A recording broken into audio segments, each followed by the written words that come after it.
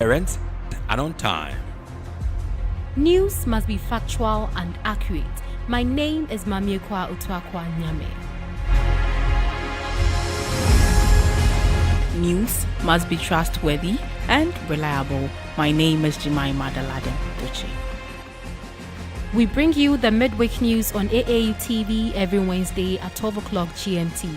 Make a date with us for a complete news package for the week. AAU TV, the voice of higher education in Africa.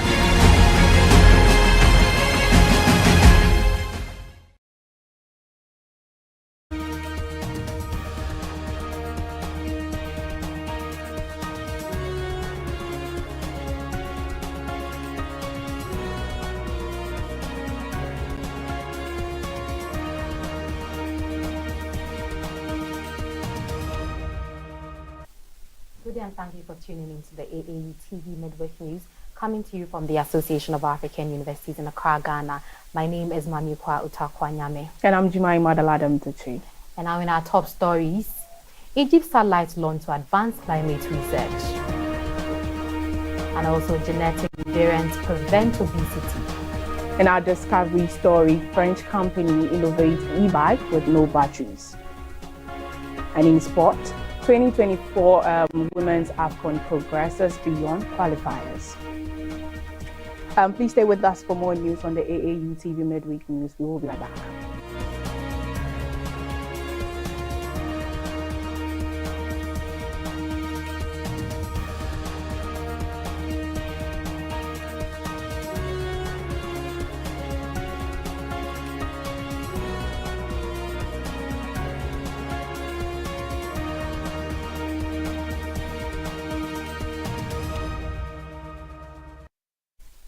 Nigeria's President Bola Tinubu has appointed 3 university students to serve on the Presidential Committee on Fiscal Policy and Tax Reforms earlier this year to March 2024. This initiative aims to bring fresh perspectives and campus experiences to the reform process and improve revenue collection, transparency, and tax compliance. This, he believes, will help shape Nigeria's fiscal future and build a more sustainable tax system. President Tinubu initiated this committee earlier in 2023 with a focus on fiscal policy and tax reforms. The selected students, identified through their involvement in fiscal policy and tax clubs, are poised to bring their campus experiences to the committee, contributing to the reform process according to experts. Appointment letters obtained by the University World News disclose that each student will undertake a 3-month term with the option to choose between October to December 2023 or January to March 2024. The committee's primary objectives set by the Nigerian government include improving revenue collection efficiency, ensuring transparent reporting, and enhancing the effective utilization of tax and other revenues. Notable among the appointed students are Orire Agbaje from the University of Ibadan and Clinton Oladayo Alabi, Faith Ayola Omodara, and Samuel Adeleke Ayelagbe from the Obafemi Awolowo University, and Mahmoud Yusuf and Monsura Salami from Usmanu Danfodiyo University. Monsura Salami, a committee member, shared her plans to promote tax compliances and awareness, aiming to encourage students to contribute to national development through taxes. The committee will outline operational details in January 2024, with the participants engaging in research, outreach, and presentations. Tax analyst Ashur Adam Gaba emphasized the project's importance in enhancing tax administration. He proposed involving students as formal representatives in tax education and compliance efforts, anticipating increased tax compliance and higher revenue collection for the government. As the committee takes on its crucial role, the success of the project hinges on adequate funding, supervision, and recognition for outstanding achievements to increase tax compliance and ensure the foundation for government services. Meanwhile, Egypt has launched its second Earth observation satellite, the Missile-Sat-2, also known as EgyptSat-2, on December 4, to study the impact of climate change on the environment, which in turn serves Egypt's efforts to achieve the 2030 United Nations Sustainable Development Goals. This advanced satellite was assembled and tested at the Egyptian Space Agency's state-of-the-art satellite assembly, integration and testing center in China. Launched on December 4 from the Taiwan Satellite Launch Center in China, EgyptSat-2 was assembled and tested at the Egyptian Space Agency Satellite Assembly, Integration and Testing Center (AITC), the largest of its kind in Africa and the Middle East. This facility stems from a strategic partnership between Egypt and China, with Egyptian engineers collaborating with their Chinese counterparts in all stages of the satellite design and manufacture. EgyptSat-2 is a key initiative in the Egyptian space program, aiming to build human resource capabilities in space sciences and establish a research base for utilizing space technologies in national development plans. The satellite's mission includes supporting agriculture, exploring mineral resources, identifying surface water sources, and studying the impact of climate change. In the upcoming months, Egypt is set to launch their National Experimental Satellite, NextSat-1, focused on urban planning, slated for release by the end of 2023. The EgyptSat-2 mission goes beyond national boundaries, offering tailored training programs for individuals with specialized interests in Africa and the Middle East. This not only fulfills its primary purpose but also contributes significantly to enhancing regional expertise in satellite data. Atta El-Rahman, a UNESCO Science Prize laureate, commended the satellite's development and highlighted its role in addressing climate change challenges and disaster management.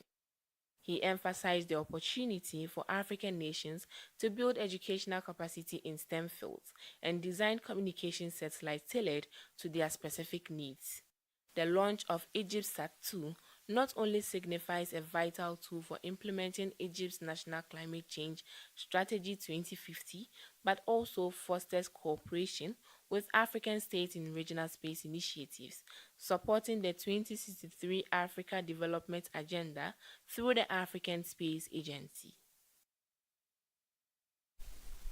In our health story, a preclinical study by researchers of Weill Cornell Medicine reveals that a specific human genetic variant of a receptor that stimulates insulin release may help individuals to be more resistant to obesity. According to the researchers, the variant behaves differently in human cells. Under the guidance of Dr. Timothy McGraw, a distinguished professor of biochemistry in cardiothoracic surgery at Weill Cornell Medicine, the research team delved into the intricate realm of the glucose-dependent insulinotropic polypeptide (GIP) receptor. The study focused on mice carrying a human genetic variant within this receptor, a variant linked to a learner body mass index (BMI). Intriguingly, these mice exhibited distinctive cellular behaviors. Those carrying the genetic variant showcase remarkable sugar processing capabilities and maintaining a leaner physique when compared to counterparts with a more common receptor variant. These findings unveil new perspective to the intricate interplay between human genetic variations and their profound influence on susceptibility to weight gain. Genome-wide association studies reveals that around 20% of individuals of European descent carry one copy of the GIP receptor, while 5% have two copies. These genetic variations interact with the hormone released in response to glucose levels after a meal. Lead author Dr. Lucy Yamin, a postdoctoral associate in biochemistry at Weill Cornell Medicine, stated that people with at least one copy of the GIP receptor variant have altered metabolism, reducing their risk of developing obesity. Female mice with the variant showcase leannesses on a standard diet, while male resisted weight gain even on a high-fat diet, known to induce obesity. Dr. Yamin noticed a change in one amino acid in the GIP receptor gene, which affected the whole body in terms of weight. Mice with the variant demonstrated heightened sensitivity to the GIP hormone, triggering insulin release and aiding in the control of blood sugar levels. These findings open avenues for potential strategies to address obesity, a condition affecting over 100 million adults in the United States alone, according to the Center for Disease Control and Prevention. Stick with us for Discovery News after the break. Are you a university, college, high school, private organization, NGO, individual professor, instructor or facilitator seeking to take advantage of the numerous benefits of online education? Look no further. The AAU eLearn Africa LMS is a great opportunity to begin your journey to online course development and creation for teaching, learning and training purposes. AAU eLearn Africa LMS, which is a partnership between the Association of African Universities and eLearn Africa, has made available ease to use online learning tools to all stakeholders within the educational ecosystem of the African continent. This is to enhance teaching and learning in the bid to expand online learning opportunities for students in Africa. The online platform is open and available for free to all stakeholders and facilitates virtual access to classes without needing the other tools such as Zoom, Microsoft Teams, among others. For more information, visit www.elearnafricalms.com or contact us via aaulms@aau.org or estherm@elearnafrica.com. Follow us on LinkedIn, Twitter, and Facebook at AAU eLearn Africa LMS.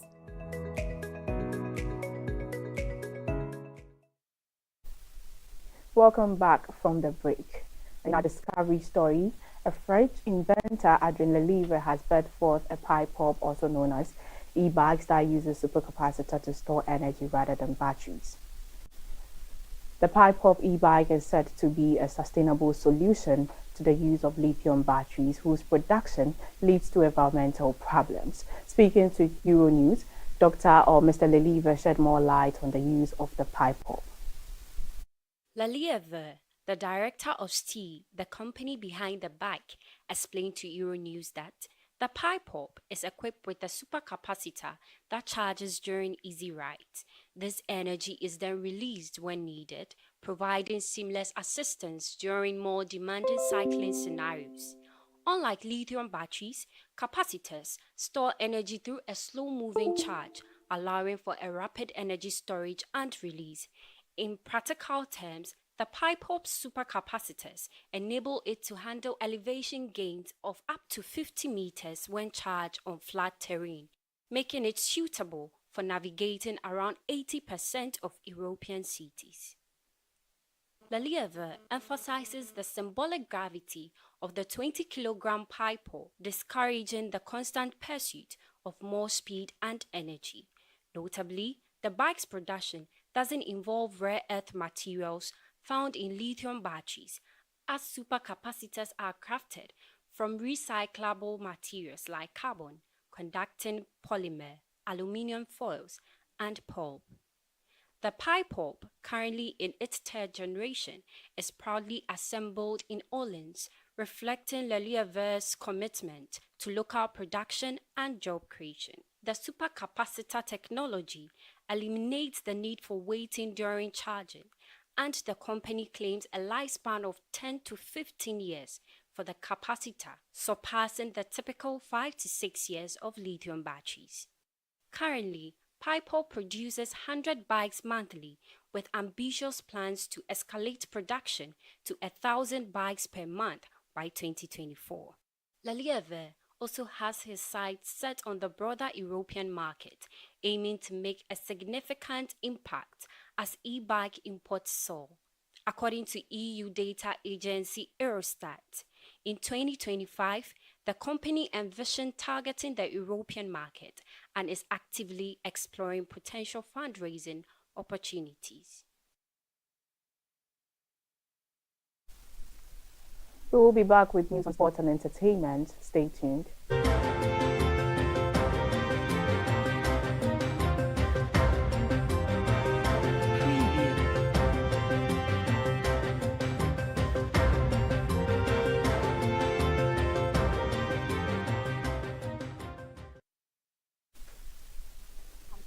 an entertainment segment in the sports news. In an exciting conclusion to the qualifying rounds, the 15th Africa Women Cup of Nations has confirmed its participants. 12 strong teams will compete for victory, with South Africa, the current champions, and Nigeria boasting 9 titles, leading the pack. Deserving notice is the absence of the perennial contenders, Cameroon and Cote d'Ivoire, with Cameroon experiencing its first miss in almost 3 decades from WAFCON. The final roster for the Women's African Cup of Nations WAFCON in 2024 has been announced. 12 teams will compete to win the prize trophy. From notable absentees like Cameroon to current championship South Africa, Nigeria, who have won 9 times, to the Democratic Republic of the Congo, who made a comeback after a 25-year hiatus. Countries like Tanzania, Botswana, Ghana, Mali, Morocco, Nigeria, Senegal, South Africa, the Democratic Republic of the Congo, Tunisia, and Zambia will be competing. The dates for the next WAFCON have not been announced yet, but matches will be held in Morocco just like the previous edition. The competition is organized by the Federation of African Football, CAF, for the women's national teams of Africa. Countries like Cameroon and Cote d'Ivoire were not able to make it to the 15th WAFCON. Cameroon was eliminated in the first round of the qualifiers, marking a significant upset as the indomitable Lionesses had not missed a single WAFCON edition in nearly 30 years. Ivory Coast also missed on the opportunity to play in the Continental Showdown, having already missed the 2022 edition of the FIFA Women's World Cup.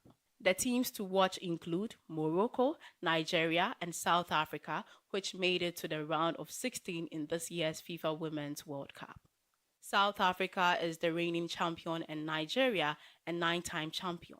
3-time finalist Ghana and 1-time bronze medalist DR Congo made a winning comeback to the competition. The Leopards kicked out 2-time champion Equatorial Guinea, beating them 2-1 after a first round, which saw the team draw. The 2022 edition was the first edition with 12 teams. Previously, only 8 teams took part in the competition. It also went down in history as the edition which broke the attendance and audience record.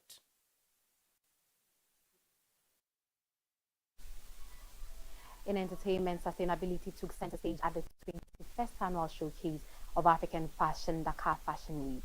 The event saw a strong focus on eco-conscious designs and emerging talent from across the continent. This year's Dakar Fashion Week, the 21st edition of the annual showcase of African fashion, placed sustainability at the forefront. The launch event welcomed a dozen designers from Senegal and surrounding region. Adama Amanda Ndaye, the acclaimed Senegalese fashion designer and founder of Dakar Fashion Week, highlighted sustainability as the focal point for this year's event. She revealed that over the past 4 to 5 years, Dakar Fashion Week has actively supported designers specializing in sustainable and recycled fashion. Adama Ndaye expressed pride in the significant participation of these eco-conscious designers in the main fashion show this year. She also eagerly anticipated the involvement of the designers from diverse nations such as Angola, Cote d'Ivoire, South Africa, and Congo. Ndaye spoke of the importance of Dakar Fashion Week as a platform for promoting and celebrating African creativity in fashion. She highlighted the diversity of emerging talent and encouraged established designers to support the growth, success, and international visibility of these newborns. Speaking to the press, Adama Paris shared her pride at having seen Dakar Fashion Week evolve over the years, becoming a must-attend event for fashion enthusiasts from Africa and beyond. As usual, she doesn't set any particular theme for the designers, leaving them free to express their creativity. According to the Senegalese designer Massamba Ndogi, Adama Paris has notably showcased the talent of young Senegalese designers, challenging the notion of age distinction in the industry. Massamba emphasized that, in Adama's view, all designers possess greatness, but certain talented individuals lack the recognition they deserve. Adama Paris has been instrumental in bringing attention to these emerging designers. She added that, given the challenges Senegal faces, such as irregular migration, unemployment, and economic hardship, Adama Pari encourages young people to become entrepreneurs. She emphasizes the importance of empowering African fashion designers, preserving artisanal tradition, and recognizing the economic and cultural impact of the fashion industry in Africa. For her, Dhaka Fashion Week is not just for designers, but also for artisans and shoemakers.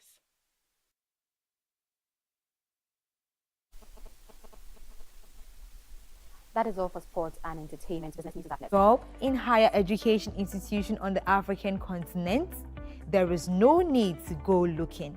The Africa Education Jobs Board will deliver available jobs to you via our platform. To start your search, visit our website. On our website, you will find variety of job postings classified by the sectors and professions they belong to. There are sections devoted to variety of career-related materials as well as information on African countries. All information you require based on the job description and requirements are accessible on the site. If you are looking for a job in higher education on the continent, use our dedicated portal www.africa.edujobs.com. For job market updates, you can follow us on Twitter and Instagram at AF Jobs Board.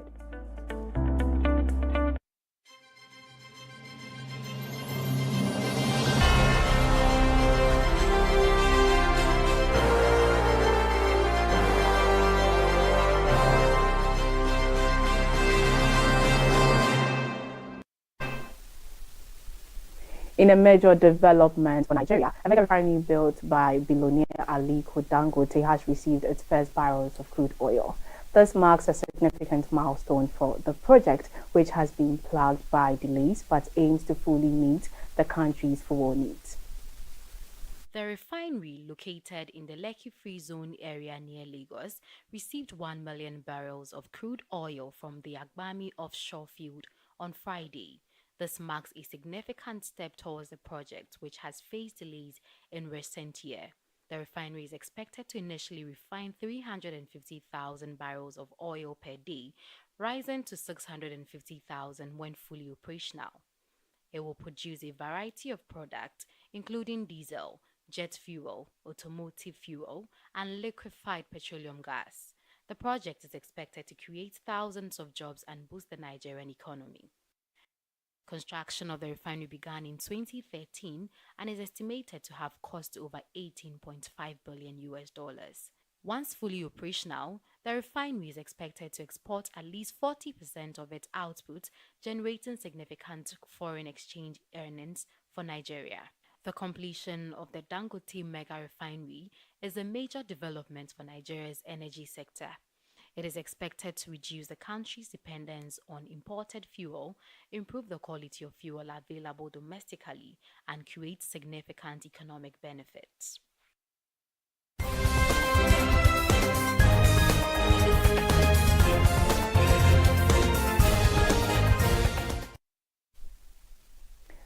The Canadian government has announced a significant increase in the cost of living financial requirement for international students applying for study permits. Starting January 1, 2024, students must demonstrate access to 20,635 Canadian dollars, more than double the previous requirement. This move aims to address concerns about students struggling financially upon arrival, potentially leaving them vulnerable to exploitation. The adjustment reflects broader government scrutiny of international student program and ensures students have sufficient funds for basic necessities. Minister for Immigration, Mark Miller, emphasized the change's importance for student success, but acknowledged that not all can meet the increased requirement. To address this, pilot initiatives will support underrepresented cohorts of students. Critics argue that the sudden financial change creates barriers for working-class students and call for sustainability, fairness, and permanent residency options. Critics argue the sudden financial change creates barriers for working-class students and call for stability, fairness, and permanent residency options. He warned institutions and provinces to improve student support, emphasizing the need for manageable student numbers and adequate housing assistance. The government is prepared to take measures, including visa limitation, to ensure institutions provide sufficient support ahead of September 2024. These developments highlight the evolving nature of Canada's international student program, with the government aiming to balance attracting talent with safeguarding student well-being.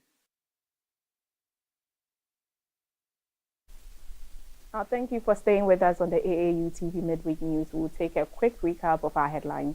In higher education, satellites launched to advance climate research, and also genetic variants prevent disease. In our discovery story, French company will e-bike with no batteries.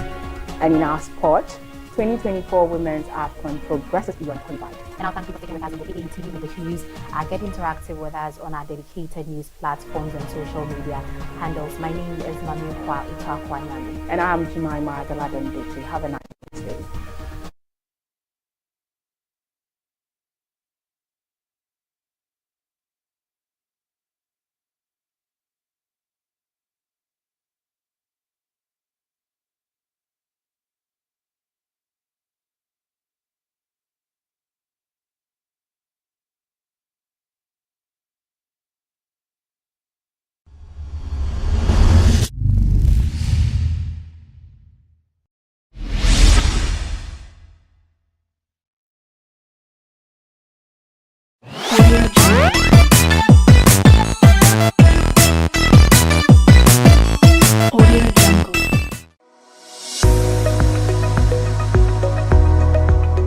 The Association of African Universities.